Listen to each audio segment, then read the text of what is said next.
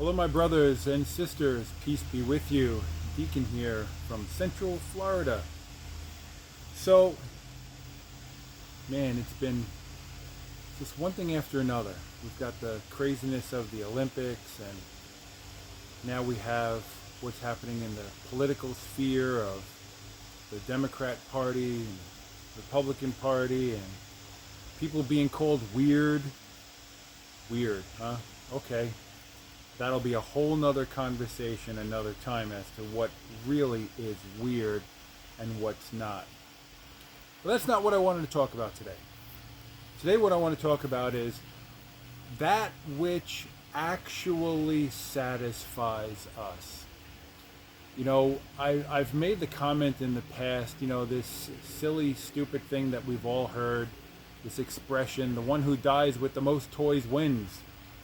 And, we've even seen marketing examples of, the potato chip commercials. You can't just eat one. And on and on and on and on. This constant pursuit of I need more, I need the latest, I need the best. It's just crazy. It's nuts. It's nuts.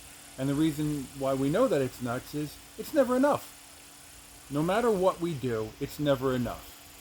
It's never enough. We're never actually satisfied. And this really becomes tragic when we even think about addictions. And the whole idea of an addiction is that, you dabble in something and then you want more. And then you want more. And then more. And then you become addicted to it, addicted to the sensation, the feeling, whatever it is, addicted to the chemical, what it does to you. It's just never enough. Just never enough. Sadly, so many people, so many of us, we pursue after, we chase after that which we believe is going to bring about happiness and joy. And it never does. You get this rush, this adrenaline rush, but then you need more of it and more of it. It's just never enough. And this is just, this ends up becoming one of the tools that the devil uses against us. If we go all the way back to Genesis, the original story, God made Adam and Eve. If we read the story, God made them and everything was very good. That's how the whole story of creation ends. God looked back on his creation and saw that it was very good. But what happens? God says, okay, this one tree, stay away from it, don't touch it, otherwise you're definitely going to die. And then the devil comes along and tempts Eve, right? Tempts her and says to her, oh, surely you're not going to die. And the whole temptation, and we still deal with this today, the whole temptation is you're not good enough. And if you just had a little bit of this, more of that, then you will be everything that you hope to be. You will become everything that you hope to become. Just get a little bit more, right? But yet we get drawn into this hole, and then we get lost, and then we can't find our way out, and we don't even see the reality of how we got there. So many people are just chasing after things that don't matter. Not in the end. Things that really don't matter. I mean, if we end up living until we're 80 years old, that just means we have 80 birthday parties, 80 Christmases, 80 summers. That's not a lot. It's really not a lot. 80 years to develop relationships with people that matter.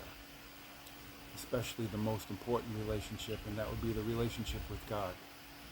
So this week, the church is bringing to us what we know as the Bread of Life discourses, and where we really start to get into the understanding of the Eucharist, how the Eucharist, the host, right? And for Catholics, this is pivotal. It's not a symbol. The Eucharist is actually the bread of life. body, blood, soul, and divinity.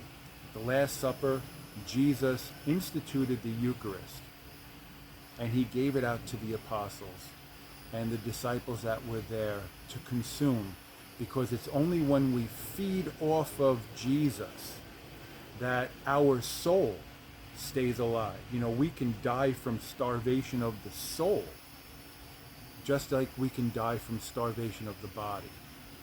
And so the Bread of Life discourses is incredibly important, because it's in the Eucharist that we find the true bread of life. How many people do we know?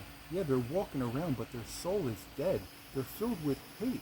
They're filled with anger and resentment and just never satisfied. The only way that we're going to find the satisfaction that will bring about that life is through Christ and the Eucharist. And so, my brothers and sisters, think about that. Those of you that are Catholic, when you receive communion, think about that. Think about how that bread of life will change your soul. And those of you who are not Catholic, I ask you to pray and just really ask Jesus to come into your life and feed your soul. Okay, so this coming week, that's what we need to think about. The bread of life, the true source of our life.